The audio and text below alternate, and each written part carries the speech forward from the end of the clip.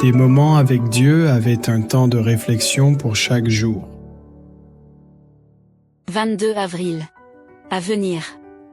Ce qui arriva du temps de Noé arrivera de même à l'avènement du Fils de l'homme. Matthieu 24, 37. Deux choses ont empêché des jours de l'époque de Noé de percevoir le danger qui les menaçait. Le gourmandise et l'ivrognerie. Manger et boire pour se faire plaisir limite l'esprit de l'avenir. Il croit la philosophie des hommes de science plus que les avertissements de Dieu. Par complaisance il devint violent au point d'enlever à qui il voulait se faire ses biens. Pourquoi que ce soit d'autre? Et leurs pensées ne firent que comploter de mal, au point que Dieu décidait de mettre fin à la race antédiluvienne et tout le mal qu'elle faisait.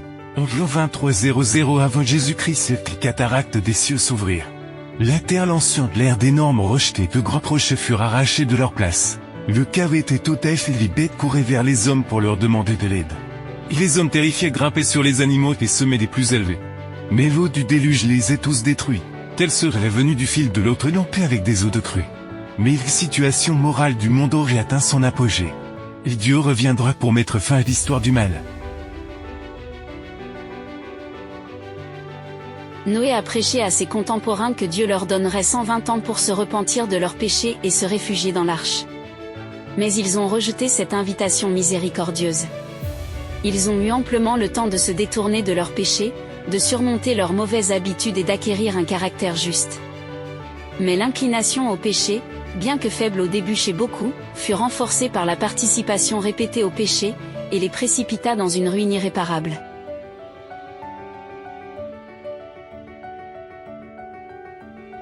Et quelle est la mentalité des hommes de jour? N'est-elle pas déjà en train de devenir ce qu'elle était autour de nous? Bien sûr. Dans toutes les classes sociales et de toutes les rates. La dépravation morale supplante les valeurs morales.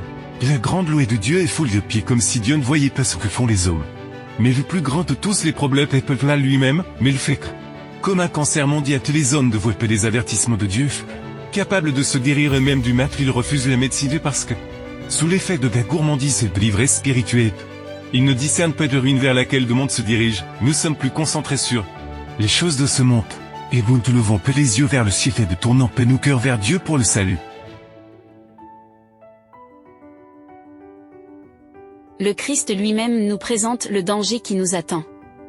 Il connaissait les dangers que nous rencontrerions dans ces derniers jours et voulait que nous soyons préparés. Ces paroles du Christ devraient être gravées dans le cœur de tous ceux qui croient en la vérité présente. Prenez garde à vous-même, de peur que vos cœurs ne soient surchargés par les excès, l'ivrognerie et les soucis de cette vie, et que ce jour ne vienne tout à coup à vous. Même les chrétiens par leurs actions oublient que le Seigneur vient. Il est matérialisé par les choses de ce monde. Il ne voit pas les dangers pour lesquels il marche, le Christ vient. Et son peuple qui prête l'attendent s'enivre des choses de ce monde. Une fois de plus l'histoire se répète comme autant de notes. Les uns occupés se marient et donnent mariage, les autres mangent et buvant. Et vous se préparent en paix pour le jour du Seigneur. En d'autres termes, le problème fondamental est de détourner les yeux de la venue du Christ et de vivre comme s'il ne reviendrait jamais. C'est pourquoi il fait l'éveil de sa venue. Nous devons chercher Dieu plus assidûment et rester en communion avec lui. Amen. Merci pour écouter cet audio. Nous vous invitons à partager avec votre. Contactez et visitez le site web. biblewell.com